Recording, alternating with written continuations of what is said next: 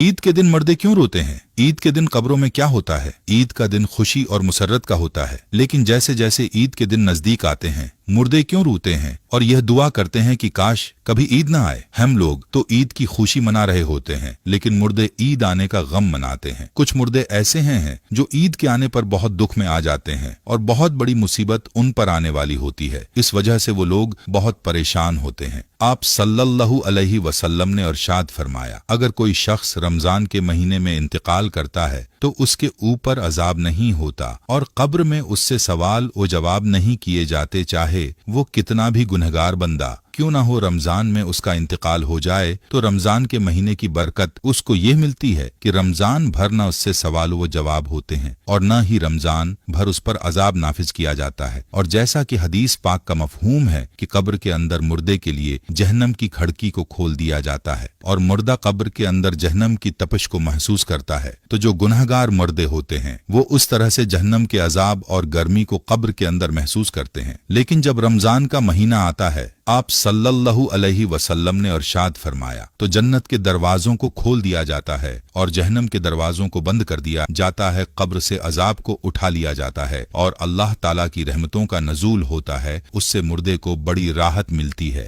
रमजान के आने से मुर्दा बड़ा खुश होता है कि हमारे ऊपर से अजाब उठा लिया गया है। जो कब्र के अंदर हमारे जहन्नम के दरवाजे खुले हुए थे वो दरवाजे बंद कर दिए गए हैं, तो वो मुर्दा बड़ी राहत महसूस करता है। अब सवाल ये पैदा होता है कि जिन लोगों के ऊपर अल्लाह ताला ने रमजान में अजाब हटा लिया था, तो ईद के बाद उनके ऊपर अजाब मुसल्लित होगा या नहीं? कुछ मुर्दे तो ऐसे होते हैं कि जिनके ऊपर अजाब नाफिज नहीं किया जाता, लेकिन बहुत सारे मुर्दे ऐसे होते हैं जिनके ऊपर ईद के दिन ही जैसे रमजान का महीना खत्म होता है फौरन ही अजाब शुरू हो जाता है, जैसे पूरा साल वो लोग कब्र में सजा और अजाब भुगत रहे थे। अजाब में वो लोग फिर मुलव्वस और गिरफ्तार हो जाते हैं। बाज उलमा फरमाते हैं कि जब कोई इंसान रमजान के महीने में इंतकाल करता है और उससे कब्र में सवाल व जवाब नहीं होते, और जब एक मर्तबा किसी पर से अल्लाह ताला अजाब उठा ले तो फिर दोबारा उन पर अजाब नाजिल नहीं करता, बिशर्त ये कि उसके लिए कोई ईसाल थवाब कर रहा हो या मगफिरत की दुआ कर रहा हो। हर मुर्दे को उसके अमाल के मुताबिक सजा दी जाती है। जो नेक लोग हों जिनको अल्लाह ताला ने काफी कर दिया कि उनको 2, 4 या 6 महीने सजा हो गई, बस अब रमजान के गुजरने के बाद दोबारा उन पर अजाब नहीं होगा। लेकिन अगर कोई बहुत ज्यादा गुनहगार है, मिसलन कोई ऐसा बंदा जिसका इस्लाम से कोई ताल्लुक नहीं है, जो इस्लाम को जानते हुए भी इस्लाम को मानता नहीं था